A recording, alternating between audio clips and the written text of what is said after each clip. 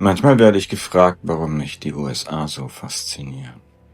Vielleicht liegt es gar nicht an den Wolkenkratzern oder den Highways. Oder vielleicht an der Größe des Landes. Vielleicht liegt es an etwas viel Einfacherem. Einem Gefühl. Ein Gefühl, das schwer zu beschreiben ist, wenn man es nicht selbst erlebt hat. Ich bin US-Staatsbürger. Und jedes Mal, wenn ich amerikanischen Boden betrete, verspüre ich etwas, das mich tief berührt. Es ist ein Gefühl von Freiheit. Nicht Freiheit, alles tun zu dürfen, sondern die Freiheit, alles sein zu dürfen, was ich möchte. Frei zu sprechen, frei zu denken und offen zu träumen. Natürlich gibt es auch dort unfreundliche Menschen. Natürlich gibt es dort Konflikte, politische Spannungen und gesellschaftliche Probleme. Ganz klar. Die USA ist kein Paradies.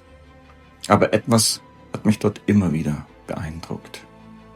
Der grundsätzliche Glaube vieler Menschen daran, dass Möglichkeiten existieren.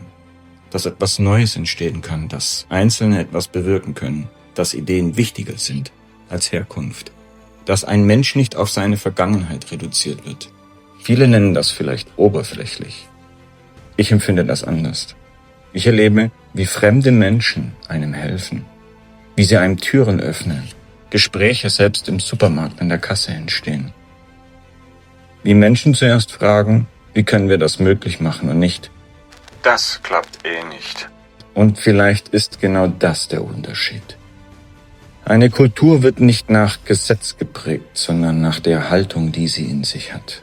Durch das, was Menschen füreinander möglich machen. Und deshalb berührt mich Amerika sehr. Nicht wegen seiner Perfektion, sondern wegen seines Versprechens. Dem Versprechen, dass Freiheit kein Geschenk des Staates ist, sondern ein Recht der Menschen.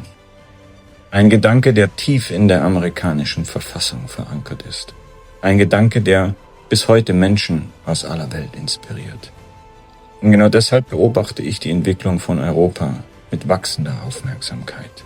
Denn Freiheit verschwindet selten über Nacht. Sie verschwindet meist Schritt für Schritt. Mit einer guten Absicht. Mit neuen Regeln, neuen Zuständigkeiten, mit neuen Begründungen, bis irgendwann die Frage entsteht, wer entscheidet eigentlich noch, was gesagt werden darf und wer entscheidet, welche Information sichtbar bleibt, wer entscheidet, was Wahrheit ist. Diese Fragen stellen heute Menschen unterschiedlicher politischer Ausrichtung, Juristen, Journalisten, Bürgerrechtler und sogar ganz viele normale Bürger. Und auch Persönlichkeiten wie Joachim Steinhöfel, die seit Jahren auf die Bedeutung der Meinungsfreiheit aufmerksam machen, finde ich wunderbar.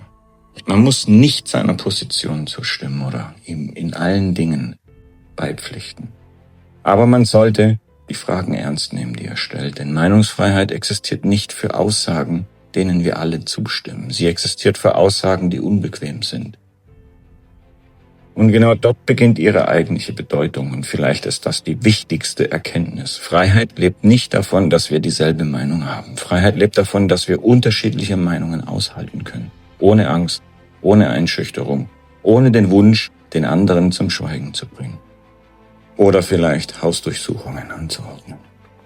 Denn wenn wir diese Fähigkeit verlieren, verlieren wir am Ende nicht nur Grundrechte. Wir verlieren einen Teil dessen, was eine freie Gesellschaft überhaupt erst ermöglicht. Und genau hier beginnt eine Frage, die weit für mich über Amerika hinausgeht. Was passiert mit einer Gesellschaft, wenn Sicherheit wichtiger ist als Freiheit? Was passiert, wenn Kontrolle schrittweise zur Normalität wird? Nicht durch einen großen Schritt, nicht durch einen dramatischen Umbruch, sondern in vielen kleinen Entscheidungen. Jede einzelne für sich betrachtet, vielleicht nachvollziehbar. Jede einzelne mit einer Begründung, die zunächst logisch erscheinen mag. Schutz von Kindern, Schutz vor Hass, Schutz vor Extremismus, Schutz vor Desinformation. Und genau deshalb sind die Fragen so schwierig. Denn kaum jemand fordert offen weniger Freiheit. Fast jede Einschränkung wird mit einem Schutzversprechen begründet. Doch Geschichte zeigt immer wieder, die entscheidende Frage lautet nicht nur, wovor wir geschützt werden. Die entscheidende Frage lautet, wer kontrolliert die Kontrolleure? Und auch das wäre ein endloser Prozess. In Europa betrachten wir seit Jahren eine Entwicklung hin zur stärkeren Regulierung digitaler Räume. Der Digital Service Act Diskussionen über Altersverifikation, Debatten über Plattformhaftung. Des Weiteren auch Fragen nach Desinformation und digitaler Informationsräume. Das Netzdurchdringungsgesetz und andere Dinge. Natürlich gibt es Befürworter, die sagen, wir müssen unsere Gesellschaft schützen. Und sie haben logische Argumente. Dann gibt es Kritiker, die fragen, wo endet dieser Schutz und wo beginnt eigentlich Bevormundung? Sind wir noch mündige Bürger? Beide dieser Fragen und Sichtweisen sind gewiss legitim. Und auch wie in allen anderen Dingen im Leben liegt die Antwort mit Sicherheit in der Mitte. Aber wir sind mittlerweile zu sehr abgedriftet, so zumindest das Gefühl. Und genau hier scheint ein kultureller Unterschied zwischen Europa und den Vereinigten Staaten sich zu zeigen.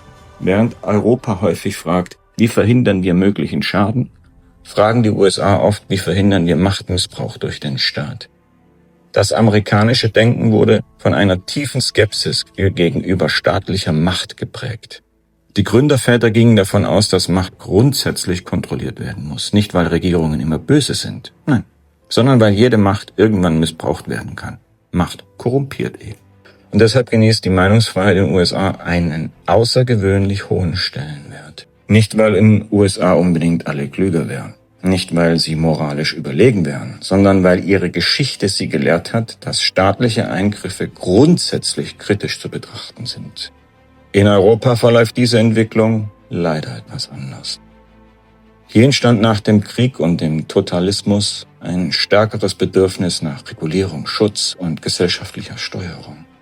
Steuerung möchte ich hierbei gerne gedanklich unterstreichen. Beide Perspektiven haben historische Gründe und doch auch einen Beigeschmack. DDR. Und inzwischen entsteht daraus ein sichtbarer Konflikt. Nicht nur zwischen Nationen, sondern zwischen zwei unterschiedlichen Vorstellungen von Freiheit. Spätestens seit der Rede von J.D. Vance und Marco Rubio wurde dieser Konflikt öffentlich sichtbar. Die Kritik aus den USA richtet sich nicht primär gegen Europa als Kontinent, sondern gegen die Frage, ob europäische Regulierungen zunehmend auch die freie Rede beeinflussen könnten. Und diese Frage sollten wir uns stellen. Man kann diese Kritik ablehnen, man kann ihr auch zustimmen. Aber man kann kaum bestreiten, dass diese Debatte inzwischen Realität geworden ist. Und vielleicht liegt genau hier die eigentliche Herausforderung unserer Zeit.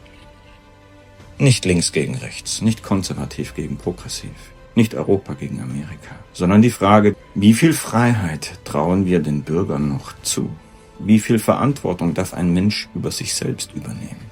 Ich selbst merke beim Arbeiten mit der KI, wenn ich Bilder generiere, dass mir ständig ein regulatorischer Ansatz ein Bild verwirft, eingreift und mir sagt, dass ich das nicht darf. Das hemmt mich extrem in meiner künstlerischen Freiheit und vor allem auch im Abbilden von visuellen Möglichkeiten. Das lässt mich sehr unwohl fühlen und vor allem schneidet meine persönliche Entwicklung und auch meinen persönlichen Raum extrem ein. Und ich fühle mich persönlich dadurch beschnitten. Und genau deshalb kommt die Frage auf, wie viel Freiheit haben wir hier tatsächlich noch und wie viel Verantwortung dürfen wir selbst übernehmen? Und wie viel Regulierung benötigt eine freie Gesellschaft wirklich? Denn jede Generation steht irgendwann vor derselben Entscheidung. Mehr Vertrauen oder mehr Kontrolle? Mehr Eigenverantwortung oder mehr Steuerung? Mehr Freiheit oder mehr, Anführungszeichen, Sicherheit? Die Schwierigkeit besteht darin, dass wir selten beides gleichzeitig maximieren können, leider. Oder zumindest, so der Eindruck, hat man noch keinen Weg dafür gefunden. Oder nicht die Intentionen. Das darf jeder für sich selbst entscheiden. Und vielleicht sollten wir deshalb vorsichtig werden, wenn wir jede neue Einschränkung als alternativlos darstellen. Vielleicht sollten wir genauer hinschauen, vielleicht sollten wir mehr Fragen stellen, vielleicht sollten wir wieder lernen, kontroverse Meinungen auszuhalten, denn Freiheit stirbt selten an einem einzigen Tag. Sie verändert sich schrittweise, Stück für Stück für Stück. Unmerklich. Salamitaktik. Fast schon geräuschlos. Der Frosch im Kochtopf. Bis Menschen irgendwann feststellen, dass Dinge verschwunden sind, die früher selbstverständlich waren. Und ich glaube, die Zeit aktuell zeigt uns ganz klar, dass dies längst geschehen ist. Und genau deshalb lohnt es sich, über Freiheit zu sprechen. denn sie ist unser höchstes Gut. Nicht erst dann, wenn sie verloren ist, sondern solange wir sie noch besitzen. Die Frage ist, wie viel besitzen wir noch davon? Denn die wichtigste Verteidigung der Freiheit ist nicht die Regierung, nicht eine Partei, nicht ein Präsident und auch kein Gericht, sondern eine Bevölkerung, die ihre Werte versteht und bereit ist, darüber zu sprechen, offen, respektvoll, ohne Angst.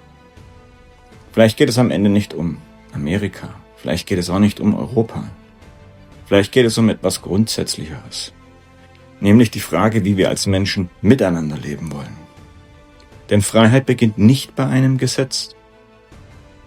Stellen Sie sich ein Gesetz vor, Ihre Frau lieben zu müssen, oder Ihren Mann, oder Ihre Kinder, oder Ihren Nachbar, oder Ihre Eltern. Denn sie beginnt in unserem Umgang miteinander. Und diese können wir nicht durch Excel-Tabellen oder Verordnungen umsetzen. Sie beginnt dort, wo wir Menschen zuhören, obwohl wir anderer Meinung sind, andere Hintergründe haben, aus einem anderen Land kommen oder einen anderen Glauben haben. Sie beginnt dort, wo wir Fragen stellen, statt vorschnell zu urteilen, wo wir zuhören. Sie beginnt dort, wo wir versuchen zu verstehen, bevor wir bewerten oder abwerten. Carl Jung sagte einst, Denken ist schwer, darum urteilen die meisten. Vielleicht erleben wir genau das heute. Immer mehr Menschen sprechen übereinander. Immer weniger Menschen sprechen miteinander. Und vielleicht liegt genau darin die größte Gefahr für eine freie Gesellschaft. Nicht in unterschiedlichen Meinungen, sondern darin, dass wir den Dialog verlieren. Denn Demokratie lebt nicht von Gleichheit. Sie lebt von Unterschiedlichkeiten. Sie lebt davon, dass Menschen verschiedene Sichtweisen haben dürfen und dennoch gemeinsam einen Weg finden. Wenn ich an die USA denke, dann ist das nicht nur die Freiheit, die mich dort berührt.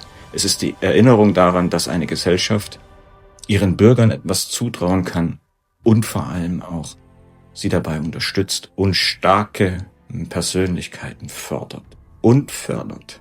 Dass Vertrauen manchmal stärker ist als Kontrolle, dass Eigenverantwortung manchmal mehr bewirkt als Regulierungen und dass Freiheit immer auch Mut bedeutet. Den Mut, andere Meinungen auszuhalten, den Mut, Fragen zu stellen, den Mut, selbst zu denken. Vielleicht werden die kommenden Jahre darüber entscheiden, welchen Weg unsere Gesellschaft einschlagen wird. Mehr Kontrolle, mehr Vertrauen, mehr Angst oder mehr Zuversicht. Mehr Abschottung oder mehr Dialog? Ich kenne die Antwort nicht. Aber ich weiß, welche Frage ich mir wünsche. Nicht wie bringen wir die anderen zum Schweigen, sondern wie schaffen wir es, einander besser zu verstehen. Denn vielleicht beginnt genau dort die Freiheit, die wir suchen. Nicht in Washington, nicht in Brüssel, nicht in Berlin, sondern in uns selbst. Es gibt einen tollen Spruch, der sagt, eine Armee von Löwen, angeführt von einem Schaf, wird jeder Armee von Schafen, angeführt von einem Löwen, unterliegen. Wie ist dein Gedanke dazu?